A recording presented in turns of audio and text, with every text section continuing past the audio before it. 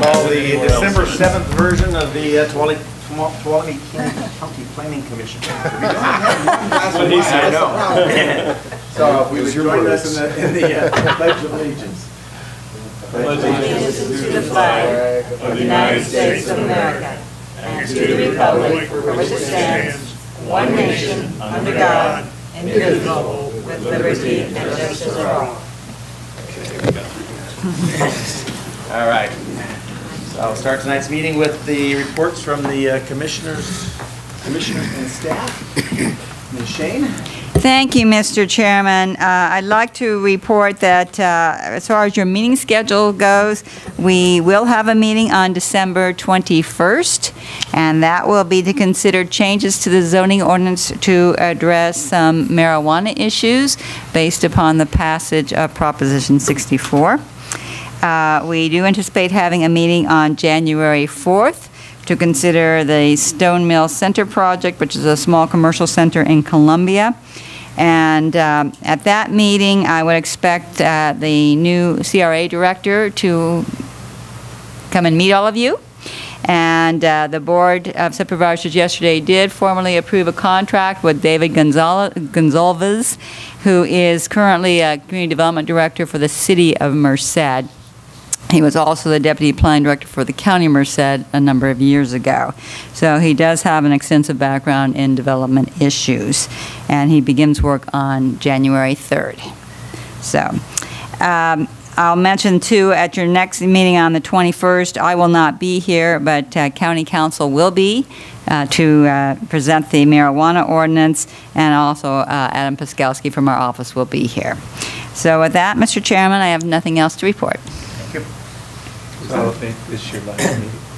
No, I'll be here on the 4th, January 4th. Reports from any other commissioners?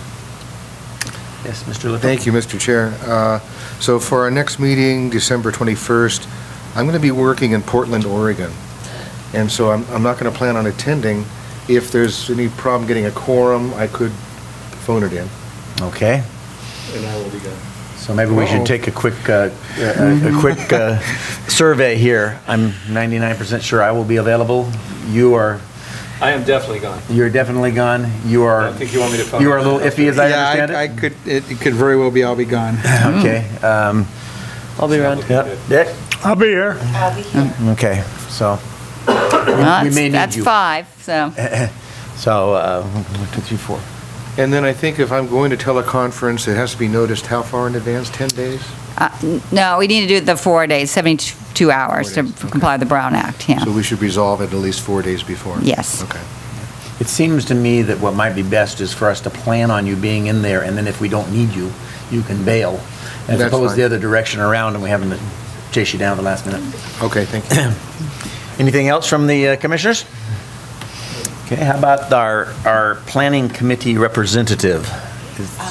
That committee did not meet, Mr. Chairman, and the next meeting is also, on the 15th, is also canceled. All right. How about from the Ag Advisory representative? Yeah, we had a meeting sometime in the recent past. I can't recall the date. But on our agenda was the first item on our agenda tonight, the Harding-Williamson Act situation. Okay. And which we did approve, by the way. So, all right. Thank you. Okay. We have the minutes from the voluminous minutes, I might add. Yeah. Of, I guess so. you know, great job by staff of capturing all that stuff, right? I did note that my most important contribution was asking, does anyone else want to speak in opposition to the project over and over and over again? Very good, yeah. But I did my job well, I think. Not going to run. So, any adjustments to this minutes? I'll move approval of the minutes as submitted. Seconded. Second. Okay, we have a motion and a second. All those in favor? Aye. Aye. Opposed? Okay, motion carries. Mr. Chairman, who was the second? We had 2. I know, but we need let's- one for the minutes. Okay. Commissioner Frazier. Okay. And Mr. Chairman, while you're on the subject of the Dollar General project, your decision has been appealed to the Board of Supervisors. Yesterday, the board set the public hearing for February 7th, pending availability of the high school, which it's not. So we'll be going back to the board to actually schedule that hearing, but that has been appealed. Yep, thank you. Mr. Chairman, out of curiosity, Ms. Shane, isn't that an unusual delay to hear an appeal? I thought there was some requirement that, it should be more timely. Why February?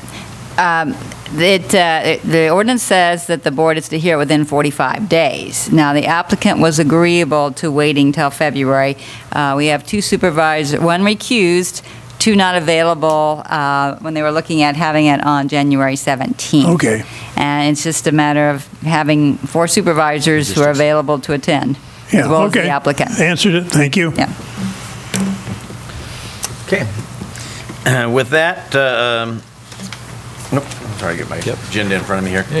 Public hearing. Yeah, with that, we'll open up for public comment. This is the time where anybody in the public gets to speak. We cannot take action, but we'd love to hear from you. Seeing none, we'll close the public comment and open the public hearing. Ms. Shane, if you could introduce the first item for us. Thank you, Mr. Chairman. This is an application by Ron Harding, who owns 271.2 acres that are located at 9595 Old Don Pedro Road. Mr. Harding would like to place his property under a Williamson Act contract, and the purpose of his contract would be for dry land grazing as part of his agricultural management plan. In order for him to do this, the Williamson Act, state law, requires that land must be within an agricultural preserve in order to qualify for a Williamson Act contract. As such, in addition to the Williamson Act contract, before you this evening is a resolution that would add the 271.2 acre project site to the existing agricultural preserve 001, which currently consists of 1,593 acres. And there are 10 parcels that currently comprise that agricultural preserve.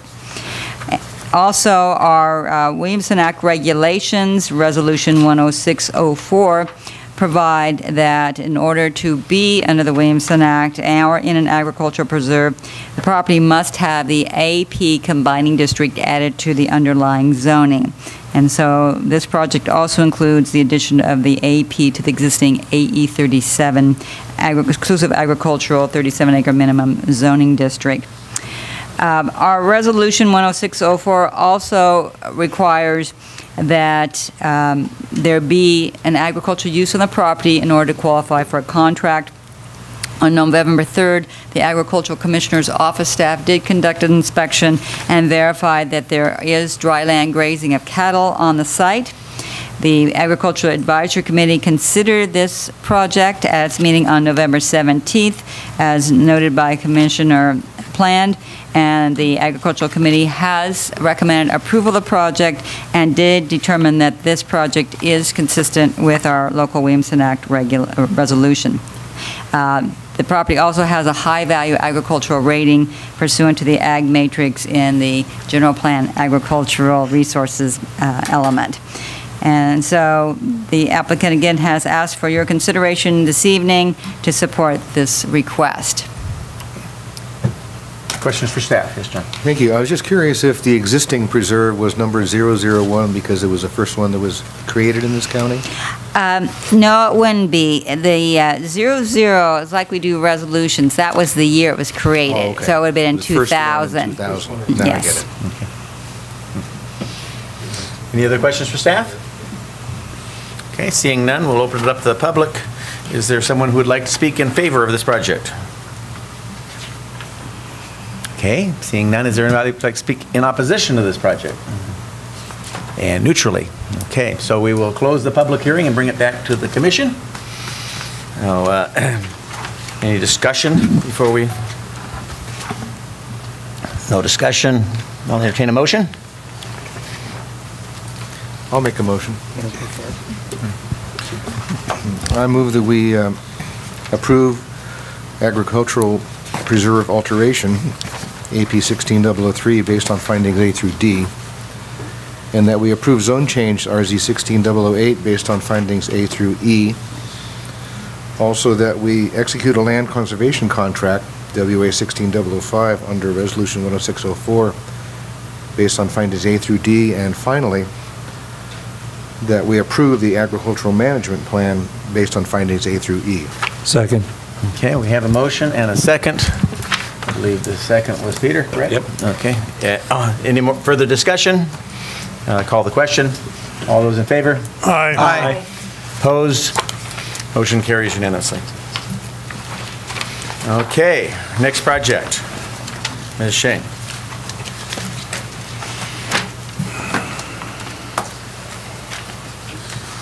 The second item on your agenda this evening.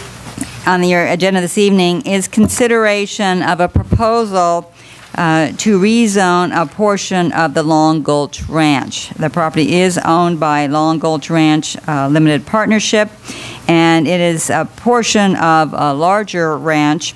At this time, they are only asking for a rezoning on an 83.2 acre parcel, and that would be to rezone it from AE 37 with the AIR Airport Combining District to 63.5 acres of RE5 AIR, Residential Estate 5 acre minimum airport combining, and 19.7 acres of open space. The property is located at approximately 850 feet northeast of the intersection of Ferretti Road and Clements Road in the Groveland community. The site, again, as I mentioned, is part of a larger ranch that was approved for development many years ago by the Board of Supervisors. The project at that time was the Tuolumne Oaks subdivision, approved actually in 1996, and was to be comprised of 368 lots and a golf course. There was also a significant amount of open space zoning for that project. Due to many factors, in 2014, the property owners asked to have their Tuolumne Oaks subdivision project rescinded by the Board of Supervisors, which the board did in March of that year. Since that time, portions of the ranch which are separate legal parcels, have been sold, but this particular parcel is now proposed to be divided into 4 parcels and a remainder. In addition to the zone change, the applicant has submitted a request for vesting tentative parcel map T16-016. That would allow the land division, and each parcel would be a minimum of 15 acres with the remainder. In order for them to divide the property must be rezoned. They have asked for the RE5 zoning, which would be a minimum of 5 acre parcels, and that RE5 zoning is consistent with the site's existing rural residential general plan land use designation. The open space zoning that's proposed consists of 19.7 acres, which is 23.7% of the site. The applicants chose to use the county's wildlife handbook for evaluating the impacts to biological resources. On the site is a section of the property that has the yellow-lip pansy monkey flower. There are also 3 drainages with riparian habitat and the Kanaka ditch. The ditch itself has significant cultural resource value. The riparian habitat along the drainages and the monkey flower are considered second priority habitat, and the applicant chose to rezone all of their second priority habitat, which is the 19.7 acres, to open space to preserve it. And because that already exceeded the 20%, there is no additional requirement for setting aside open space for oak woodlands or other types of third priority habitat. So they have complied with the county's wildlife handbook. As we were working on this project, we, of course, conducted early consultation.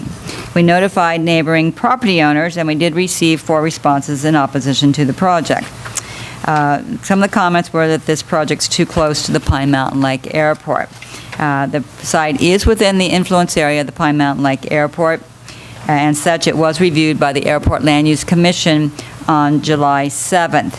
The Airport Land Use Commission determined that the project is consistent with the Airport Land Use Compatibility Plan.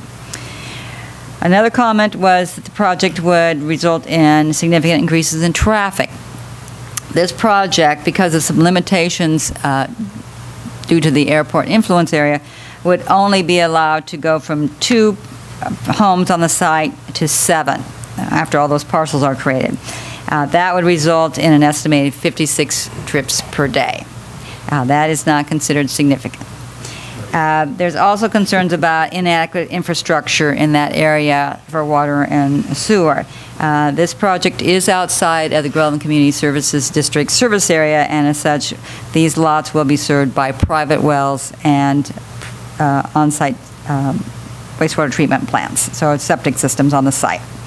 Another concern was fire protection, and one of the requirements for new development in the county is that impacts to services such as fire protection, the sheriff, and other county-provided or public-provided services, there's a requirement to pay the county services impact mitigation fee, which this new homes on this property will do in the future. And finally, there was a comment that there is overdevelopment in that area. The property to the west of the project site, immediately to the west, is the Pine Mountain Lake subdivision with very small lots, small single-family residential lots.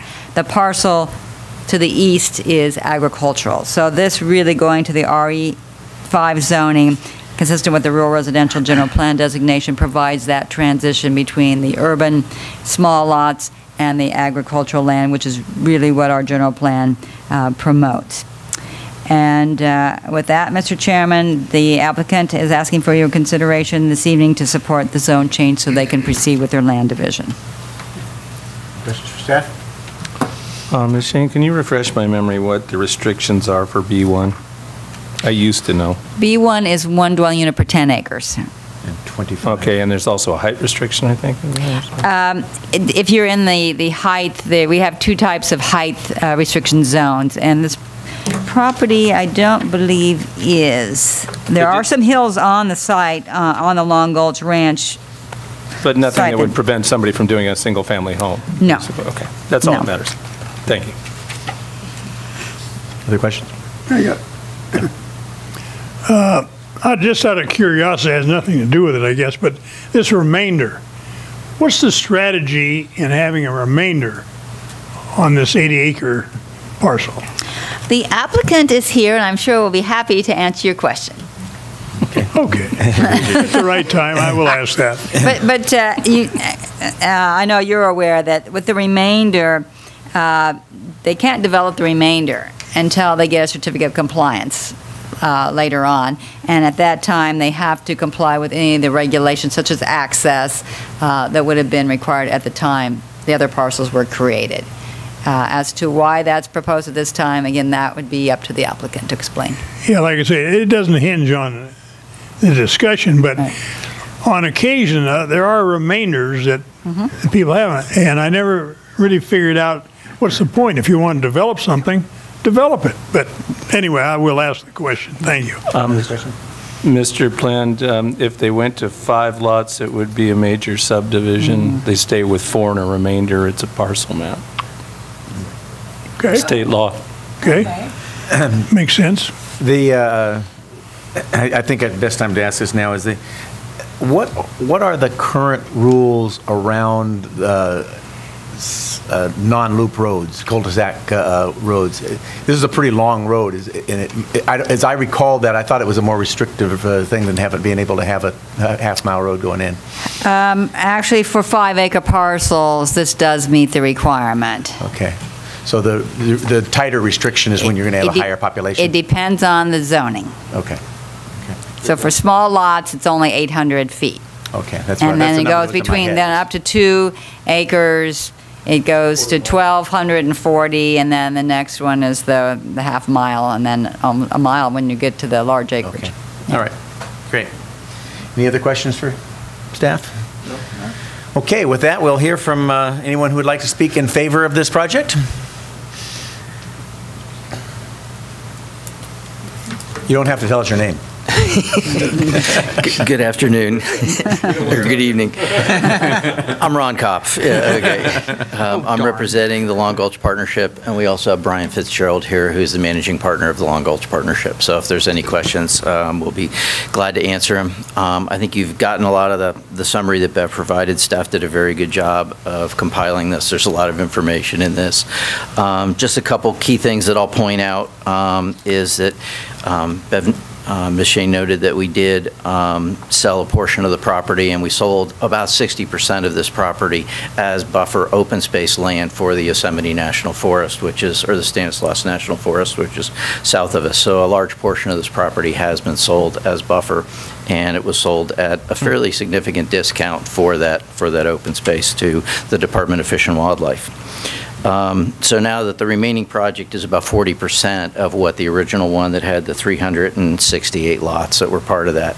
Dealing with your cul-de-sac lengths and everything else, when you start looking at being able to loop a road back and topography in there, it kind of, you end up being into these larger lots, which, as it was pointed out, are those transitional lots from the higher density of the Pine Mountain Lake lots on the one side to the ag on the other side. So when you read through some of the letters, and there were a few that were objection, talking about the development and the open space, sometimes you get, what's mine is mine, what's yours is mine, kind of program. But when you look at the 7 lots that this abuts in Pine Mountain Lake, if you add all their acres together, you'll end up having less acres than either one of the lots that abuts up next to them. So it does form a very good transitional density from the higher density of the smaller lots on the one side to the agricultural lands on the other side.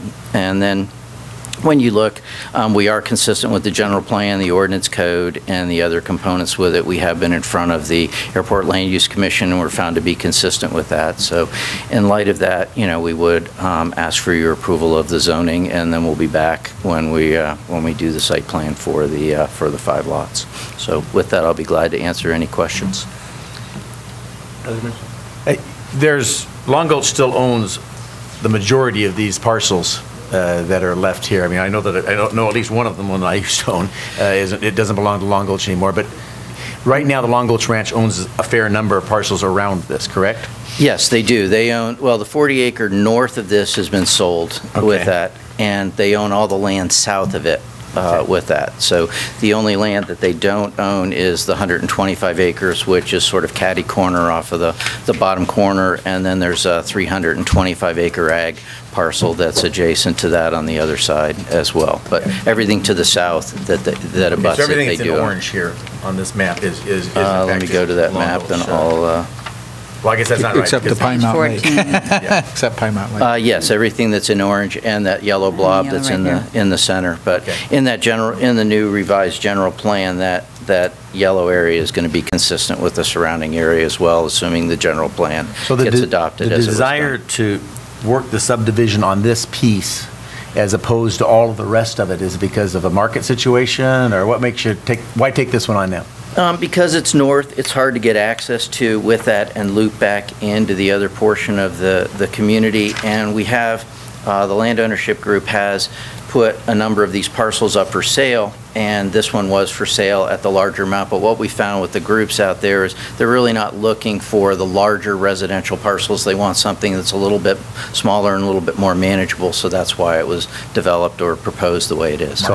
So this is the easiest place for you to dive into that. I mean, the property that's immediately south of it, you could do the same thing with, but it'd require more effort for roads and things like that. We can. It needs more, and it needs a loop road to come through it, so there's higher development costs that are associated with that. So it was easier to do the northern piece that was more, that would have a lower density than possibly some of the other ones below that. Okay. Any other questions? Okay, thank you. You're welcome. Anybody else who would like to speak in favor of the project? I got to ask, is there anybody who would like to speak negative against this project? Anybody who would like to speak neutrally? Okay, no, seeing none, we will close the public hearing and bring it back to the commission. So, any discussion on this? I guess one piece of disclosure, I don't know why I need to disclose this, but I did at one point in time own and try to develop the piece of property that's immediately to the southeast of this. I no longer have any financial interest in it, but just so everybody can see that. Any other discussion? Questions? Mr. Chairman, are you ready for the motion? I'm certainly ready for a motion. Thank you. I move that we approve the zone change RZ16-004 based on findings A through D. I will second that. Okay, we have a motion, a second. Any discussion? No discussion? All those in favor? Aye. Opposed? Motion carries unanimously. And with that, I think we're done. Meeting adjourned. Thanks.